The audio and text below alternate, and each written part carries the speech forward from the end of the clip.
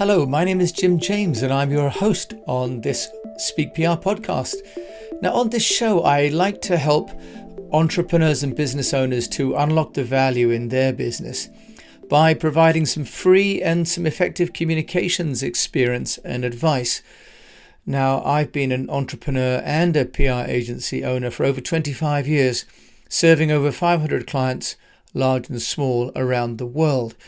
Today, I'd like to talk about how PR starts at the back of the queue.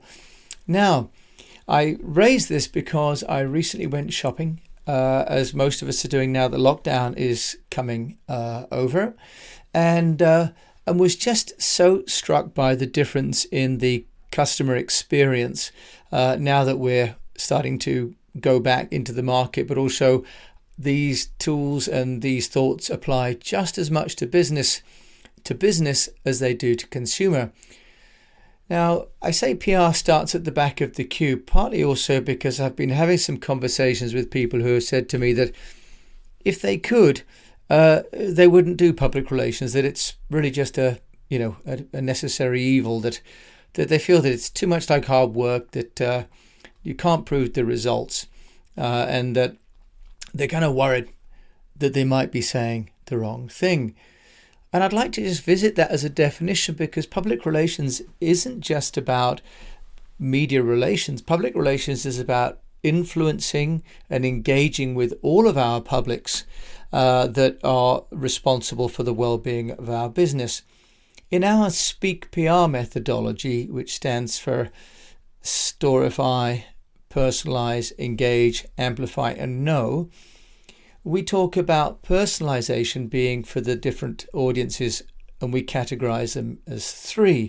One is the internal audience, those staff members or people that we pay. The second are our partners, people that we have a relationship with, that we rely on to help provide our company's support. And thirdly, for the external, for the people that pay us, our customers. Now, the idea that public relations really should be at the front of the queue, not the back of the queue, came to me, as I say, when we were at the back of the queue last week going downtown. Now, there's a maitre d' in London who was interviewed called Fred Sérieux, and he's a French maitre d'. And he said that, when you talk about hospitality, you're talking about connecting with people. It's about giving first and giving generously.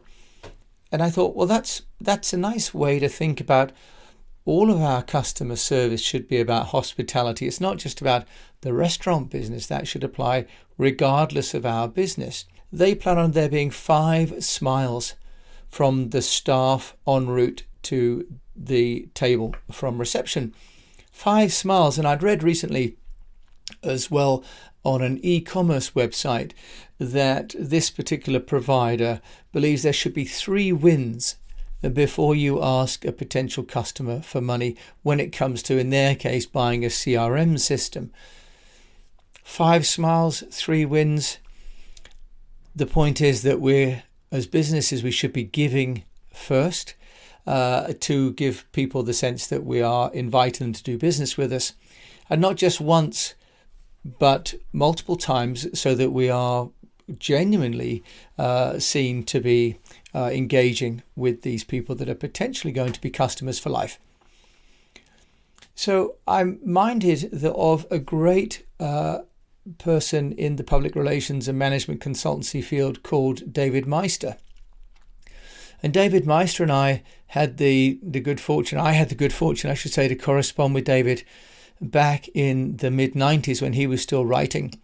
And he wrote many books, including Managing the Professional Services Firm and The Trusted Advisor, which are really guidebooks for anyone that's interested in running a consultancy firm.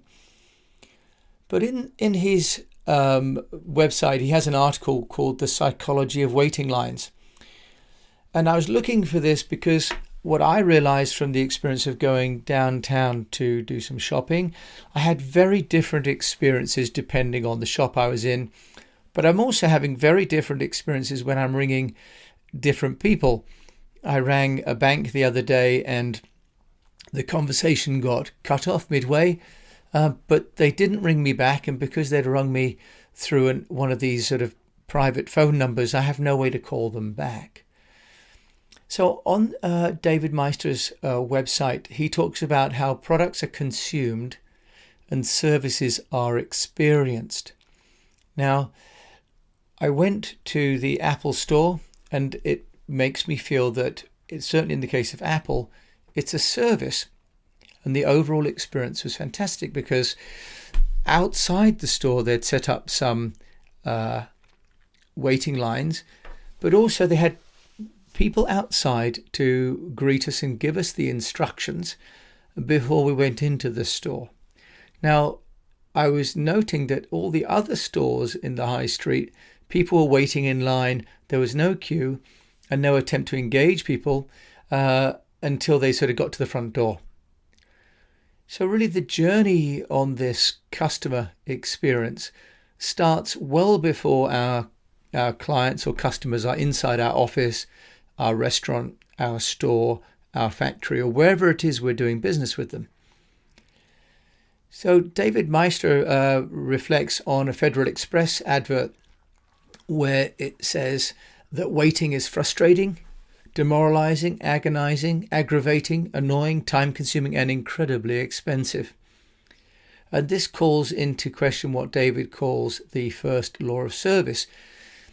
And he defines it as S equals P minus E, where S stands for satisfaction, P is for perception, and E is for expectation. So if we expect a certain level of service and perceive the service that we get to be higher, then we're satisfied. In other words, if I go in expecting something mediocre, but I get great service, I'm going to be satisfied. If I'm expecting a high level of service and I'm treated poorly, I'm going to be dissatisfied.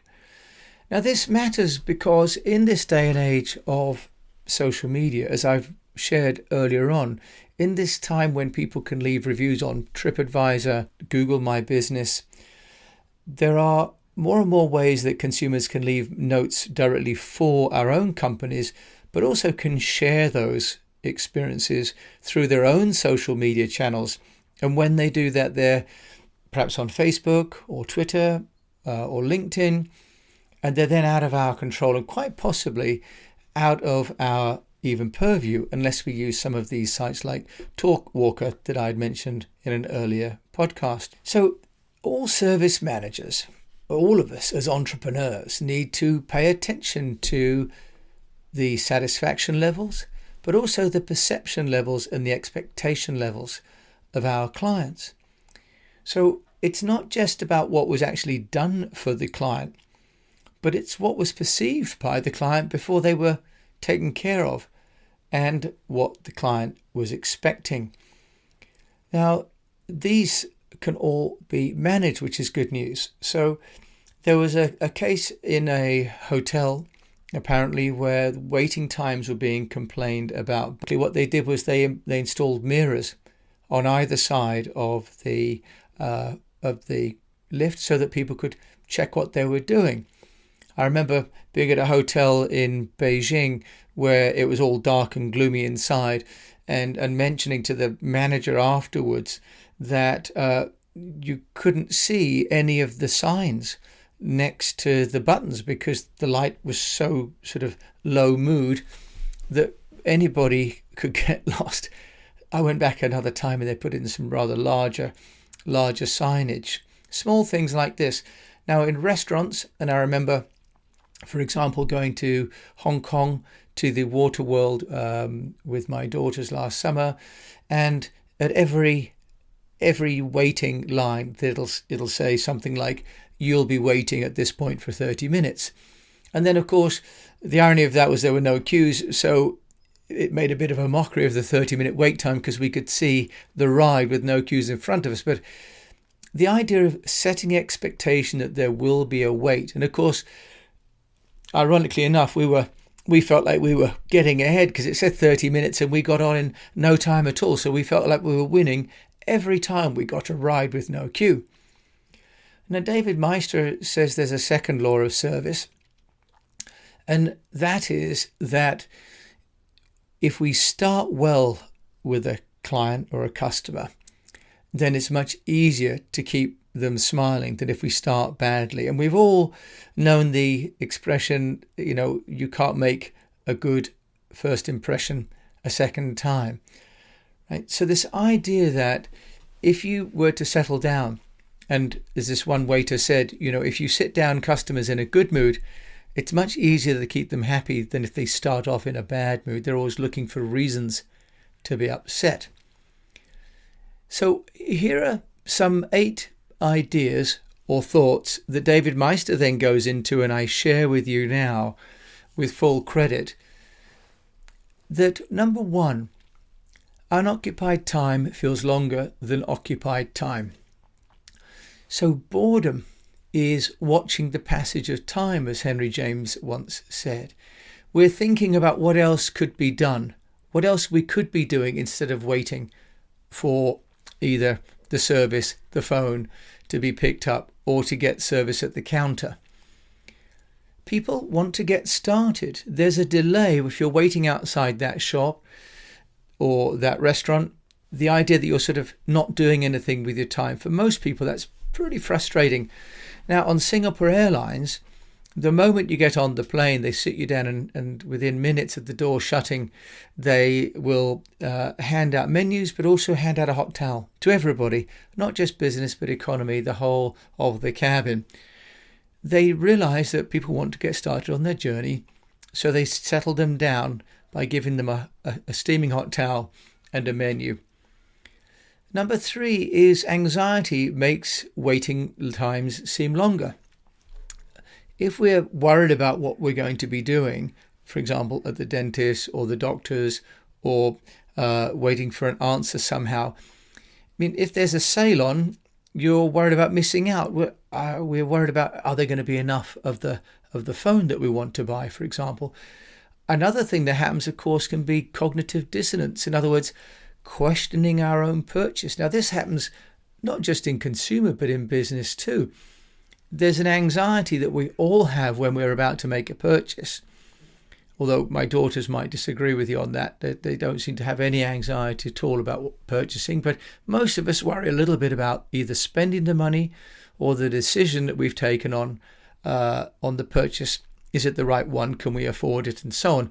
And in an industrial setting where a purchase can affect a business and there'll be other people in oversight, we could be making a purchase that makes a difference to our job or not. The third is then thinking about, if anxiety, what could your customers be asking themselves about whilst they're waiting? And how can we reassure them maybe while they're waiting? Can we have signage? Waiting the other day at Homebase, for example, I didn't know that they actually had in store what I was looking for. I was going to have to wait for half an hour to get inside the store to find out that they did or did not have, in that case, rat catching traps. They did have them, by the way, and I looked to be the only person buying rat catching traps. But how can we reassure our customers that while they're waiting, they're not wasting their time, but also they're going to have a good result when they actually go inside our store, our factory, our clinic, whatever it is? The fourth on the list is that uncertain waits are longer than known finite waits. I've mentioned already how theme parks will put up markers. If you go on the Vodafone website, it says, in fact, always says, our call center is experiencing unusually heavy demand. One wonders when they don't have that. But waiting times that can be finite, not just longer than and you will wait, but 5 minutes, 10 minutes. And some of the more sophisticated call center chatbots tell you, for example, that you're going to be in a queue and how long that's going to take. What can we do for our own businesses to reassure people that they're going to get an answer to their phone call or to the customer query before they need to leave? For example, if we've got customers who have parked in a car park, they need to know. Or for parents that are going to go off to pick up children, for example, they need to know when they're likely to get an answer. Now, another point is the unexplained waits are longer than the explained waits. So everyone is using the current, due to COVID, our wait times are longer. We've all got used to that. Now we're becoming perhaps even immune to those. But if we can explain the wait, we're sorry because either somebody's not come back from their shift, or the product hasn't arrived in shipping, or there's been some sort of a delay. People want to have both the part of their brain that needs resolution met, but the part of their ego that needs to know they're being taken seriously. So being ignored and being disrespected are really great causes why people then actually might turn away and leave the queue and go somewhere else. Number 6 is that unfair waits are longer than equitable waits. So this idea of FIFO, first in, first out, that whoever comes in first gets to go first. Now, in bigger queues right now, we're currently still doing social distancing and waiting 1 meter to 2 meters behind one another. But when the crowd starts to hedge towards the front of the line, there's an anxiety about missing out. We've all seen this on the aeroplanes. I used to laugh about this, especially in China. I used to say to everyone, you've all got a seat allocation, so you're going to get on the plane. There really is no need to rush. But people worry about there being an unfair wait or of missing out. And in theme parks and ski resorts, sometimes they now do the priority pass, where if you pay extra money, you get to go to the front. If you're going to do that, personally, my recommendation is that that's a slightly different place where they actually get in, because all it does is to make those people feel slightly embarrassed or high and mighty. But it certainly creates sort of an antipathy amongst those people that are waiting, and a sort of sense of a two-class system. So if they're going to have a two-class system, at least don't make it obvious for those people that have paid a normal fare but just don't feel like they can afford the premium fare. Number 7 is the more valuable the service, the longer the customer will wait. Now, if you want to wait for dog grooming at the moment, that can be almost 6 months right here. Obviously, dental appointments, the children wait 12 months for a dental appointment. But we expect to go to McDonald's and drive through. So the more valuable the service, the longer the customer will wait. But let's understand how long that should be against their expectation, not against our own expectation of how important we are. And the 8th one is that the solo wait feels longer than the group wait. I've been kind of amazed when I've been waiting in queues that it's not just social distance, it's almost like social isolation. In the UK, we have a reputation for having a fantastic sense of humour, and yet people are standing around in absolute silence. It's almost as though they're afraid to talk to each other from 2 meters apart. If that's the case, and you have a facility or venue, can you somehow reassure people by either having performers, for example, if there are children waiting, if it's a business, can we have music playing? Can we go out and give people samples? Can we go out and give people conversation starters, or have a greeter, someone who reassures people and asks them what they're looking for? Because the waiting on our own gets us then to start to think about what we're waiting for, why we're waiting, and whether we're making the right choice. These are free public relations ideas, because public relations isn't all in the media, it's in the mind of ourselves and in the mind of our partners and our staff and our customers. So I hope these tools and these ideas may be something that you can use for your business. And in the meantime, I wish you the best of health, a profitable business, and that you keep on communicating.